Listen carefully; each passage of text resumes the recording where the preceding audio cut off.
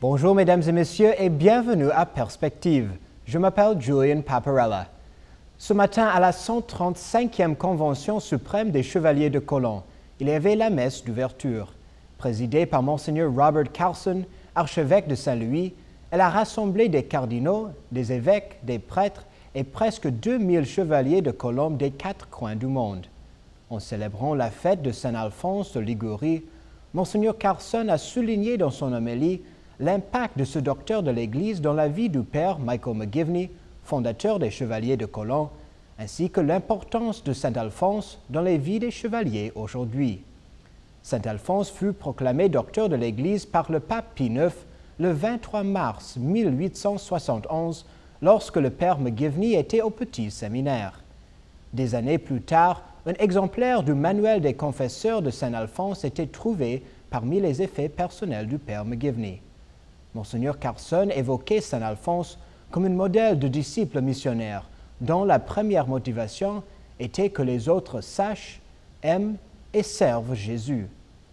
Nous sommes nous aussi appelés à brûler du même amour du Christ, car chaque chrétien est envoyé dans le monde comme une lumière, appelé à vivre dans une manière qui proclame le royaume de Dieu.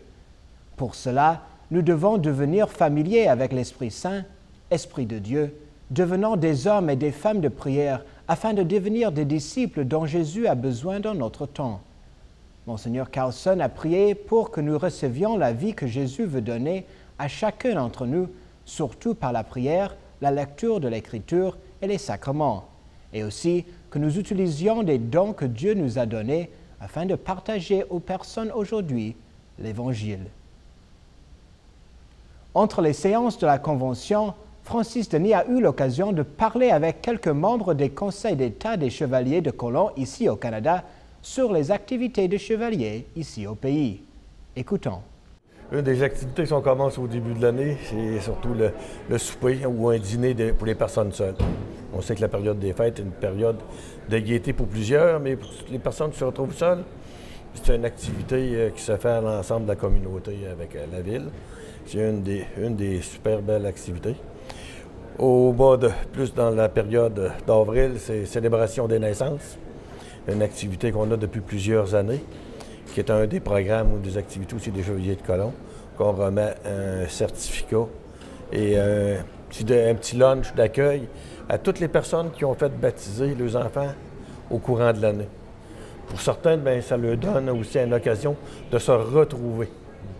Parce qu'on sait que les cérémonies des baptêmes, des fois, redescendent. Mais là, de revenir à l'Église avec leur famille, avec leurs enfants. Et après ça, comme on vous disait tout à l'heure, qu'un petit lunch de partager ensemble une activité familiale, autrement dit, de ça comme ça.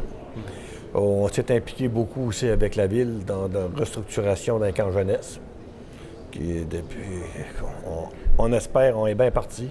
On a pris ça avec beaucoup d'améliorations et beaucoup de travaux, beaucoup de bénévoles, d'heures de bénévoles qui s'est fait. On s'enligne de ça pour ce camp-là aussi, pour des jeunes, pour accueillir des familles aussi, où ils sont défavorisés, on est capable de partager des cours avec eux.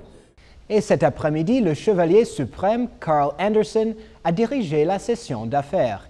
Il a prononcé son adresse annuelle en faisant le point sur toutes les activités des chevaliers autour du monde et en présentant les attentes des chevaliers pour l'avenir.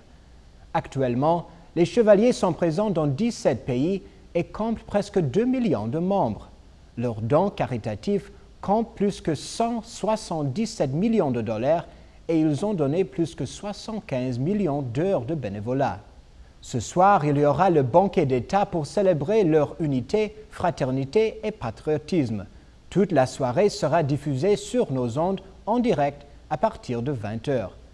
Le discours lors du banquet sera livré par Monseigneur Daniel DiNardo, archevêque de Galveston-Houston au Texas et président de la Conférence des évêques catholiques des États-Unis. Demain et jeudi, nous diffuserons les messes du jour également en direct de Saint-Louis. Ciel et Lumière restera sur place tout au long de la Convention suprême afin de vous offrir une couverture complète de tous les événements. Et voilà, c'est tout pour aujourd'hui. Merci de nous avoir suivis et à la prochaine.